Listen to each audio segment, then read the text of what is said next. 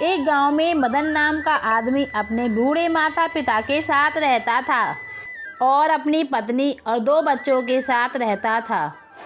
मदन लाल के पिता का गांव में एक छोटा सा खेत था जिसमें वह खेती बाड़ी करते थे और उसी से अपने घर का गुजारा किया करते थे।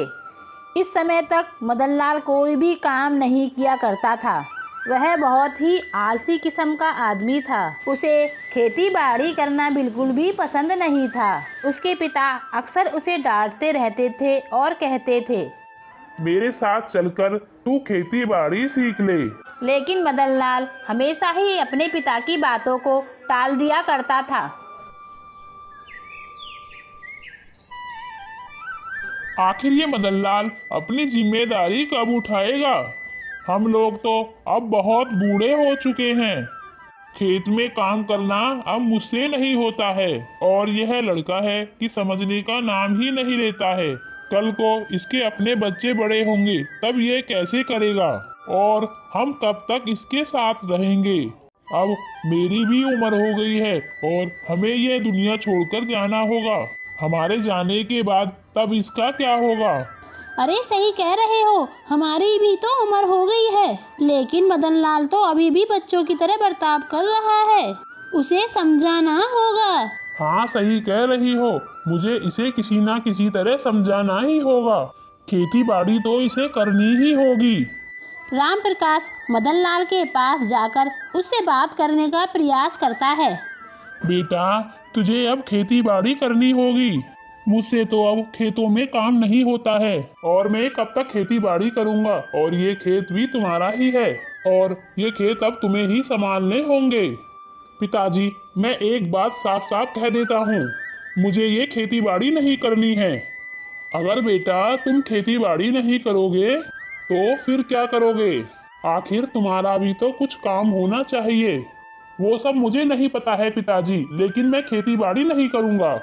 और अभी आप है ना, आप देख लीजिए, तब मेरा समय आएगा ना, मैं खुद देख लूँगा।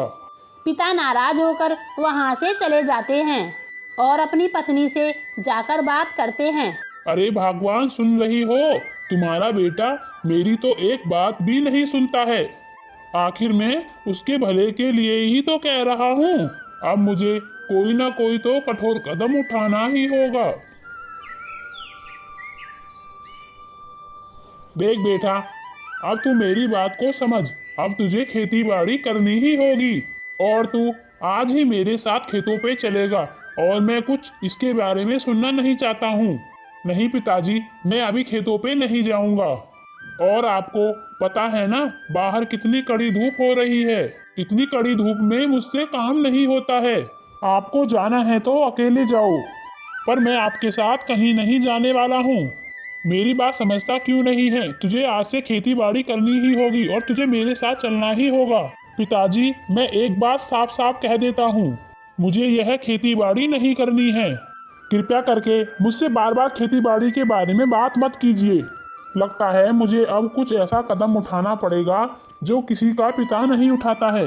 देख बेटा, या तो तुझे खेती बाड़ी संभालनी ही होगी, वरना इस घर से अभी के अभी निकल जा। हाँ हाँ पिताजी, मैं तुम्हारी बातें सब समझता हूँ। आप तो मुझे रखना ही नहीं चाहते हो। ठीक है, मैं आज ही अपने बीवी बच्चों को लेकर यहाँ से चला जाऊँगा। लक्ष्मी, मेरी बात सुनो, तुम जल्दी से जाओ और अपना सारा सामान बांध लो। हम अभी इस घर से निकल जाएंगे। अजी, आप ये क्या बात कह रहे हो? हमारे पास तो 2 बच्चे भी तो हैं और कहीं कोई ठिकाना भी तो नहीं है। ऐसे में हम बच्चों को लेकर कहाँ जाएंगे?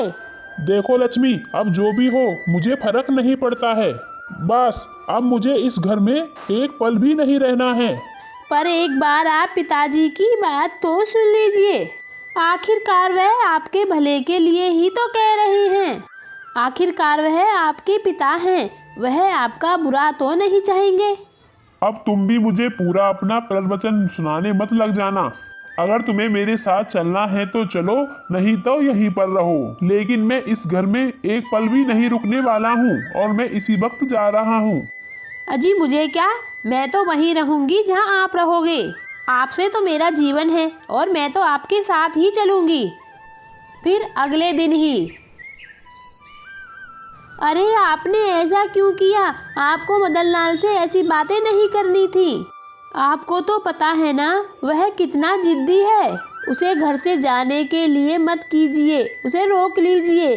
अरे नहीं रुक्मणी, इस बार नहीं। मुझे अपने बेटे का भविष्य भी तो देखना है, चाहे उसके लिए मुझे कितना ही सख्त बनना पड़े। मैं उसे बन के दिखाऊंगा। और लेकिन तुम बीच में मत आना। तुम्हारे ही लाड़ प्यार ने उसे आज इतना बिगाड़ दिया है। अजी ऐसा मत कीजिए, उसे रोक लीजिए। अब तुम चुप रहो, मैं भी देखता हूँ वह बिगड़ काम काज के अपने बीवी बच्चों का पेट कैसे पालता है। उसे भी तो दुनियादारी की समझ होनी चाहिए। मदन लाल सुबह होते ही उस घर को छोड़ देता है और दूसरे गांव में जाकर बस जाता है और वहीं पर एक छोटी सी चाय की दुकान खोल लेता है। फिर ऐसे ही कुछ दिन बीत जाते हैं। एक दिन मदन लाल थक हार कर अपने घर लौट रहा था। घर पहुंचकर उसने अपनी बीवी से कहा, इसमें खीर पूरी और आलू की सब्जी है। सेठ जी के यहाँ पर आज दावत थी। सेठ जी ने यह खाना बच्चों के लिए दिया है। चंदा आलू पूरी लेकर किचन में चली जाती है। चंदा, आज तुम कैसे उखड़ी उखड़ी सी लग रही हो, क्या बात है? अरे आपको क्या फर्क पड़ता है? बेटी को स्कूल से बेइज्जत करके निकाल दिया गया है और बेटे के लिए स्कूल ड्रेस के जूते नहीं हैं, इसलिए उसे फुटबॉल टीम से बाहर कर दिया गया है। आपको तो इन चीजों की क्या चिंता है? आप तो बस सुबह 9 बजे से निकल जाते हो और रात के 10 बजे घर में घुसते हो। घर में कितनी परेशानी चल रही है, आपको तो उससे कोई लेना देना नहीं है। मदन लाल बैठकर सोच ही रहा था, तभी घर के दरवाजे पर किसी के आने की दस्तक हुई। बच्चों ने गेट खोला तो उनके दादाजी सामने खड़े थे। अपने दादाजी को देखकर बच्चे तो खुशी के मारे उछलने लगे। मदन लाल उन्हें देखकर काफी खुश हुआ और फिर उसने अपनी पत्नी की तरफ देखा।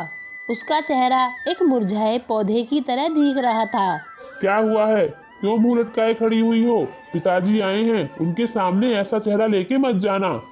अरे तुम पे तो हमारा और बच्चों का पेट भी नहीं पला और मेरे से कहते हो सूखे पौधे की तरह हो रही है। तो ऐसे में पिताजी आए हैं तो मैं उनके सामने अपनी बात क्यों ना रखूं? वो कोई ना कोई तो सलूशन निकालेंगे हमारी बातों का। चंदा ऐसा कभी बोलना नहीं चाहती थी, लेकिन उसकी मजबूरी ने उसको बोलने दिया। चंदा, मैं जानता हूँ तुम बहुत परेशान हो, लेकिन मैं कोशिश भी तो कर रहा हूँ। मैं कल बच्चों की स्कूल की फीस और बेटे के लिए जूता ला दूंगा। अभी पिताजी आए हैं और इनके सामने झगड़ा मत करो और उनके मान सम्मान का भी ध्यान रखो। ऐसे कैसे चलेगा? तुम पैसे कहाँ से लाओगे? या रोड में भीख मांगोगे या किसी से मांग के लाओगे? मेरे तो इस आदमी से बहुत ही ज्यादा दिमाग खराब हो गया है। अरे चंदा, ये मेरा काम है, मैं कैसे पैसे लाऊं? तुम भगवान के लिए अभी चुप हो जाओ।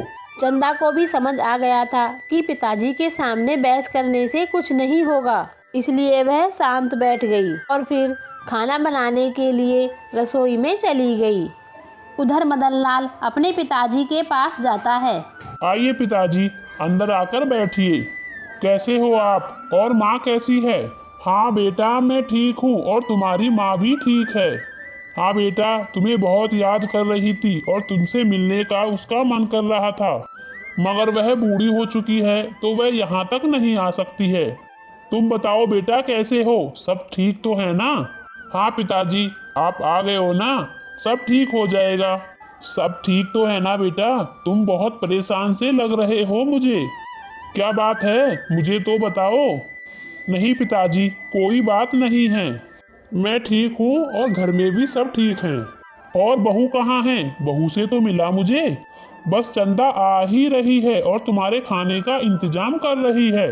मदन लाल को कहीं ना कहीं इस बात का डर सता रहा था कि कहीं पिताजी उससे पैसे का जिक्र ना कर दें। उसके पास तो एक कौड़ी भी नहीं थी, तो वह अपने पिताजी की ऐसे में कैसे मदद करता। चंदा खाने का कुछ सामान लेकर बाहर आ जाती है। पिताजी, आप कैसे हो? मैं ठीक हूँ बेटा, आप कैसी हो? हाँ पिताजी, हम सब ठीक हैं। और माँ जी कैसी हैं? तुम्हारी माँ भी ठीक है बेटा, लेकिन तुम सबको बहुत याद करती है। बेटा मेरे पास आओ और यहाँ बैठो अपने पिताजी के पास। तुम्हें कितने साल हो गए हैं घर से निकले हुए? तुम्हें देखने के लिए तो हमारी आंखें ही तरस गई थी। पिताजी के इतने कहते ही मदनलाल अपने पिता के पास जाकर बैठ जाता है। यह नज़ारा देखकर चंदा भी बहुत खुश हुई। हे भगवान, इन बाप बेटों की जोड़ी हमेशा ऐसे ही बनाए रखना। जब समय खराब आया तो इन बाप बेटों को अलग ही होना पड़ा। भगवान, हम पर ऐसा समय लाओ जो ये बाप बेटा दोनों एक साथ रहें। दोनों बाप बेटा बैठकर काफ़ी रात तक बतलाते रहते हैं और फिर दोनों सो जाते हैं।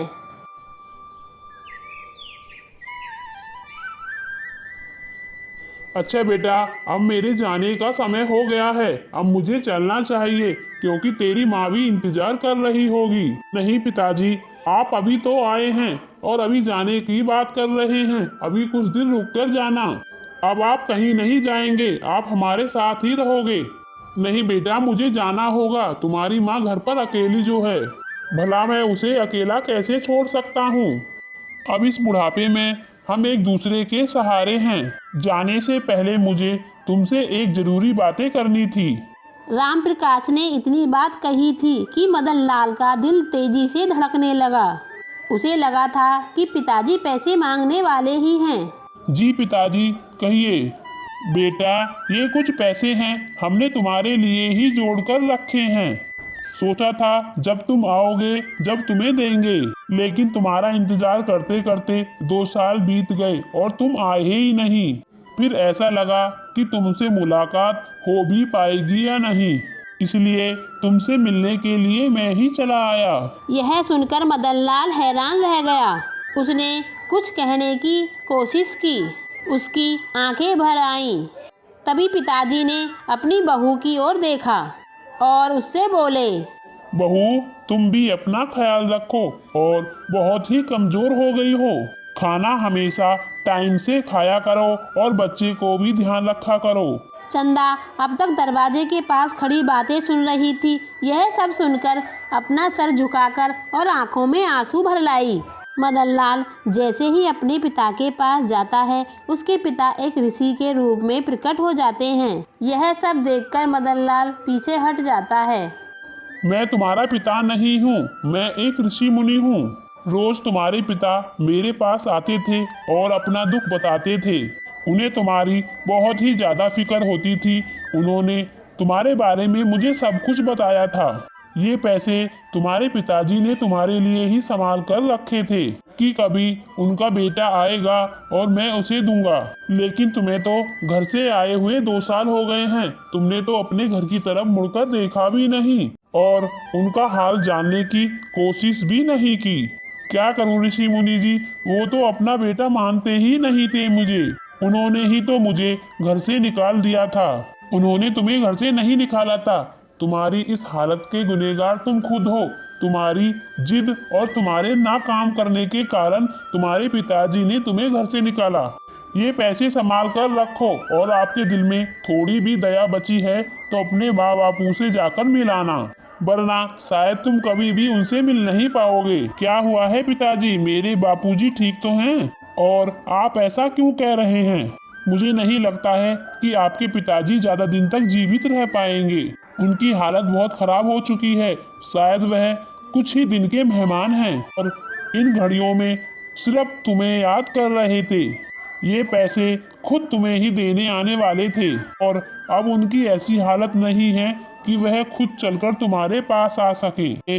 मेरे द्वारा तुमको यह भेंट दी है और इन पैसों से तुम अपना जीवन सुधार लेना। और मैं अब चलता हूँ। आशा है कि अब तुम्हारी बुद्धि खुल गई होगी।